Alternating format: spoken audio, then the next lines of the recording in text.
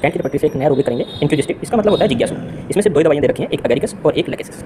जिज्ञासु किन्हें कहेंगे? वे लोग जो हमेशा चीज़ों के बारे में सवाल करते रहते हैं। कभी कभार आपने देखा होगा कि आप कोई चीज़ नहीं पहन के गए, तो उसके बारे में बड़ाई करने से पहले, अच्छी या बुरी बताने से पहले, कहाँ से खरीदी, कितने की खरीदी, इस तरह से सवाल करेंगे। ये लोग जिज्ञासु होते हैं हर चीज़ के बारे में कि कैसे काम करती है ये, क्या है ये, जो भी कोई चीज़ मिलेगी उनके सामने उसके बारे में ये जानने की इच्छा रखते हैं। तो ये जिज्ञासुता जो है कई कारणों के कारण हो सकती है आपकी। एक होता है कि आप बच्चे को लर्न करने की डिजायर है, तो वो इंक्यूजिस्टिव हो सकता है, या फिर वो स्पाइन नेचर का है तो भी ये आ सकता है, या फिर वो क्यूरियस हो सकता है। तो यहाँ पर कैंट में सिर्फ एगेरिकस और लेकेसिस दी हुई है। वहीं आप अगर सिंथेसिस देखेंगे तो सिंथेसिस में ये डायरेक्ट रूबिक में तो कोई रेमेडी नहीं है, बट रेफरल रूबिक में क्यूरियस वगैरह दे रखा है, वहाँ पर बहुत सारी रेमेडीज हैं।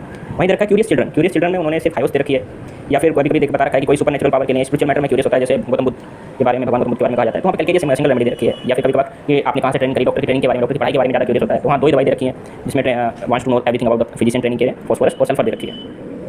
तो या फिर कभी कभार क्या है कि आपको देखा कभी कुछ पूछ रहा है, कभी किसी चीज़ के बारे में पूछ रहा है पेशेंट, आप तो इस चीज़ के बारे में, अब इस चीज़ के बारे में, तो वहाँ पर जो है आपको एक सिंगल रेमेडी दे रखी है एम्ब्राग्रीसिया। तो ये जो थी इंक्यूजिस्टिव नेचर है।